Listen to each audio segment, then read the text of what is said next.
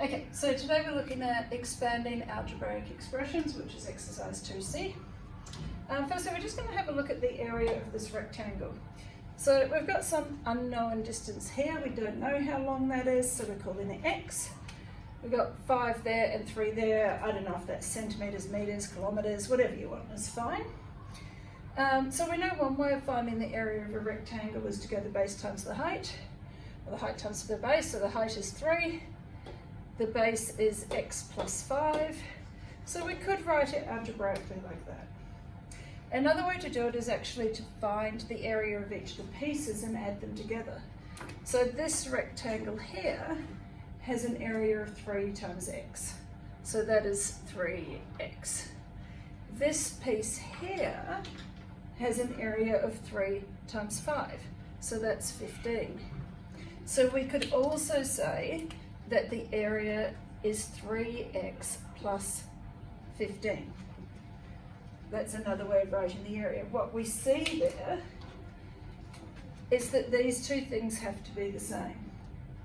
So if you were asked to compare these, what we see is that 3 times x is 3x, and 3 times positive 5 is positive 15.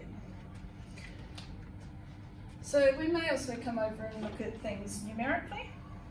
So if you were asked to do 3 times 24, that would be the same as 24 plus 24 plus 24, which you learned in primary school.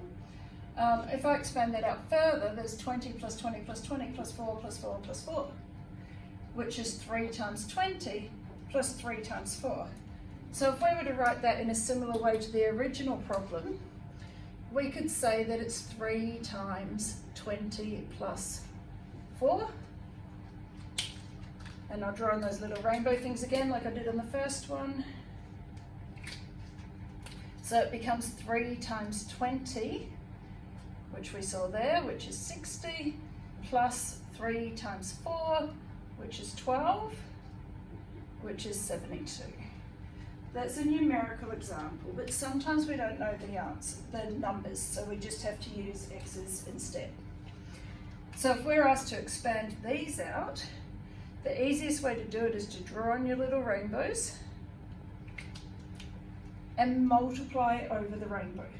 Okay, so 7 times x is 7x. It's a plus in the middle. I'll put a plus again because it's 7 times a positive 4, and 4 sevens are 28. So that's how we leave our answer. So if we look at these other two, draw on the rainbows. So we've got an 8 times an a is 8a. We've got an 8 times a minus 5, which is minus 40. Okay, on the last one, we've got a negative 2 at the front, so we're doing negative 2 times each part of the bracket. I'll draw on the rainbows. So we've got a negative 2 times x is negative 2x, and we've got a negative 2 times a positive 3y. And negative times a positive is a negative. 2 times 3y is 6y. And the next video will show you a couple of slightly harder problems.